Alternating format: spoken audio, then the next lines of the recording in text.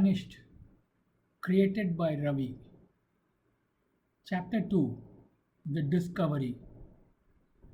The years after Louis' disappearance were tormenting, tumultuous, and, if I may add for myself, enlightening.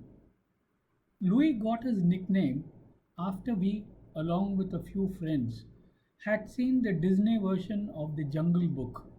That was long years ago, when we were still young. The animated movie featured a monkey called Louis, the Monkey King, who loved bananas. Shrikant loved bananas too and never missed the opportunity to have them.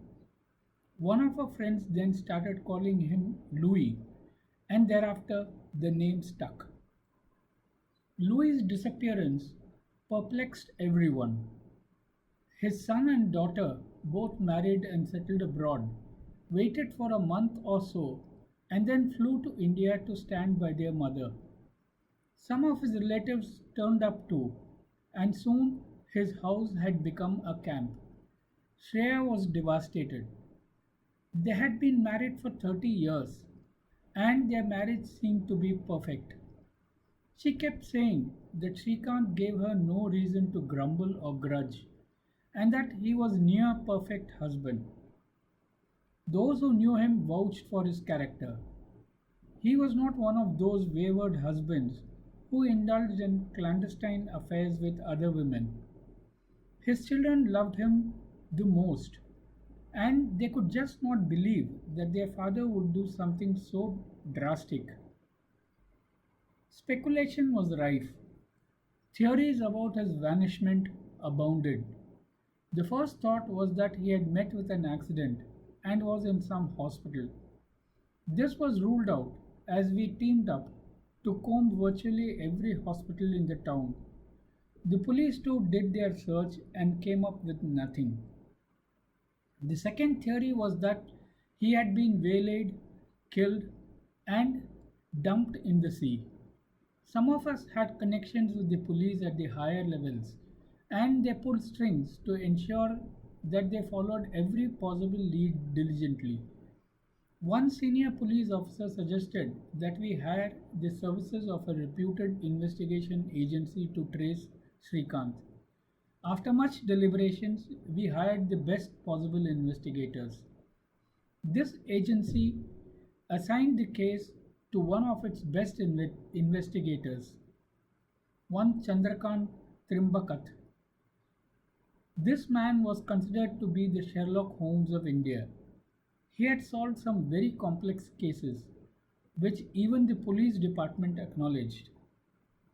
The investigations went on for almost a year before Chandrakant returned his report, saying that he could not trace Srikant. He had hunted for him everywhere and had worked even with the underworld, which was apparently more equipped than the police. He had activated every single informant he knew, apart from those loyal to the police. No results. Srikant had vanished without a trace. Airports, seaports, railway stations, bus stations, taxi operators, bus operators, every single exit route was checked. Nobody had seen him. The third theory on his disappearance was that he was kidnapped, but as there was no ransom call, this theory was discarded. The last of the theories was that he had voluntarily chosen to disappear. Hindus believe that there are four stages in our lives. The first stage is brahmacharya or student life.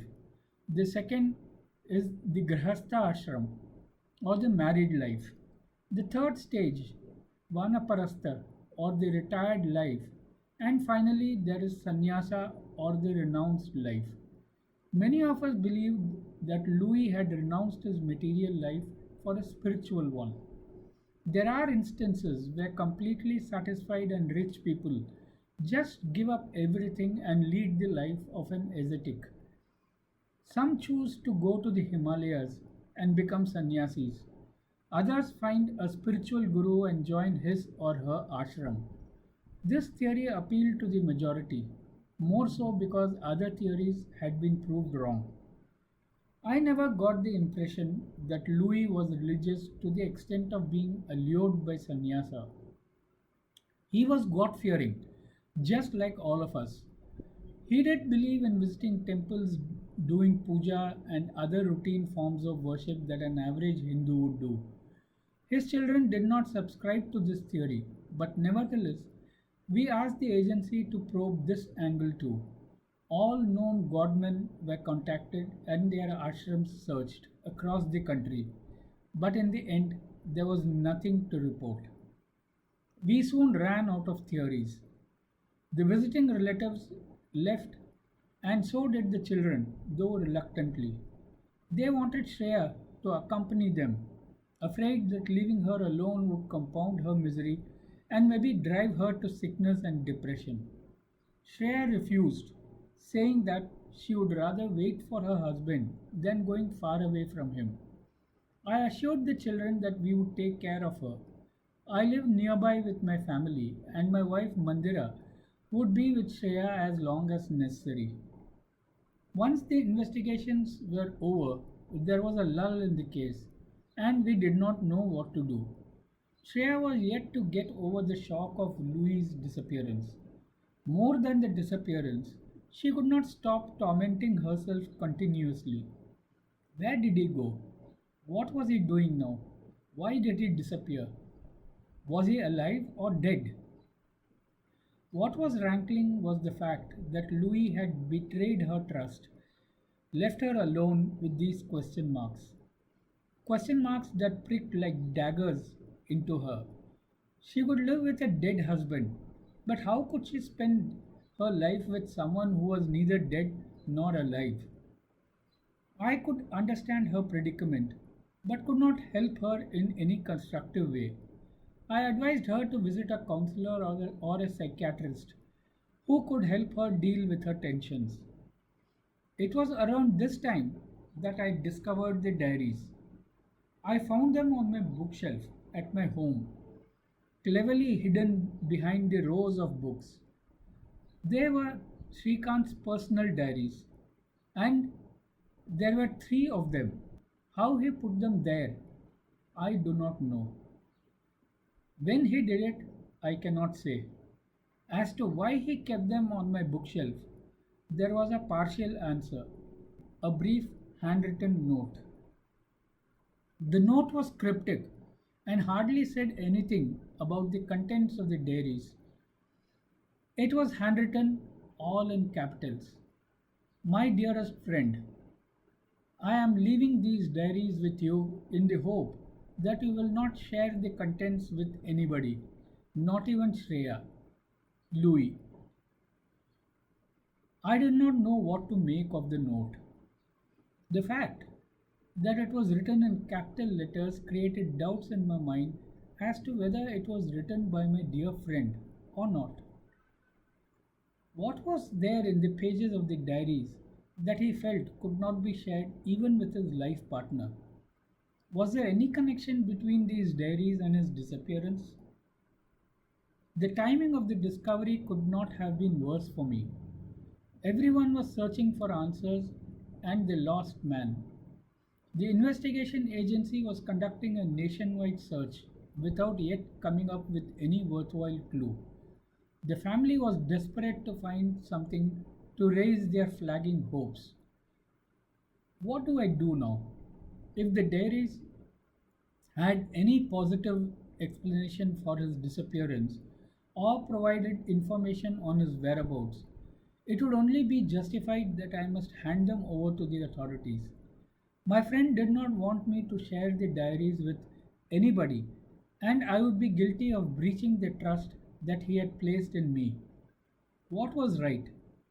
Helping find a lost man or honoring his request? I could not bring myself to read the diaries until my inner conflict was resolved.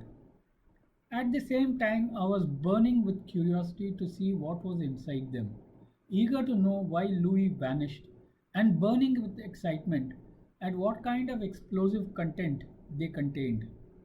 I dreaded to look at them, sitting calmly on my bookshelf. They seemed to be laughing at me, mocking my state of indecision, challenging me to pick them up and start reading. I lost sleep and appetite, and my wife noticed it and expressed her concern. I told her that I was worried about Shreya and her children and how they must be going on with their lives despite such a catastrophic event. I hid the diaries away from my sight so that I do not give in to my urge to read them. I was battling with the situation in my mind. Weeks passed by and I would not go near the diaries.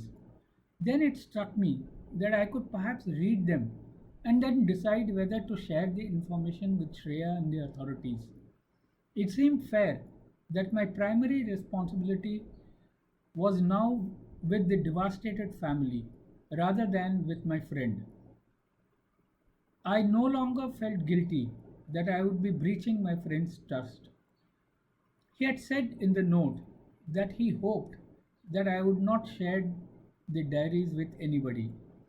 It was not a request or a direction, it was an appeal. Again, I had never given my word to him that I will keep his secrets, so I would not be breaking any promise. This line of thought gave me comfort, and I decided to read the mysterious contents of the diaries. As I plunged into the handwritten pages, I could see a new Srikanth emerge, one that I had no knowledge about. It was like a stranger materializing out of Louis we knew. Even in my wildest dreams, I could never imagine the new Louis. No, this was not Louis. This was Srikanth Sharma. What I read shook me with a violence that surprised me. Even after I read the damned diaries, I was shaking with fear and tension. Fear because the story I had just finished reading blew my mind. It was like a thriller movie that we often watch in the theaters. Tension because the story did not end as I was hoping. I had hoped that the diaries would reveal the mystery behind his disappearance and provide valuable clues that would help in tracing his whereabouts. There was nothing in the diaries to indicate where he went. A number of confusing possibilities did suggest as to why he vanished. I could not get any information about what actually happened to him, but my fears about his death grew. The one thing I could concede was that he was probably murdered after he vanished. He knew that he would be hunted down, and maybe this drove him to do the disappearing act. Maybe he thought that he had the chance to escape and live. Maybe he wanted his family to be safe and therefore left without telling anyone. My mind was exploding with dreadful possibilities. Could the family still be in some kind of danger? Should I go straight away to the police with these diaries? If I do, the truth about Srikanth Sharma will be out, and that could be more devastating to the family than his disappearance or death. End of chapter 2.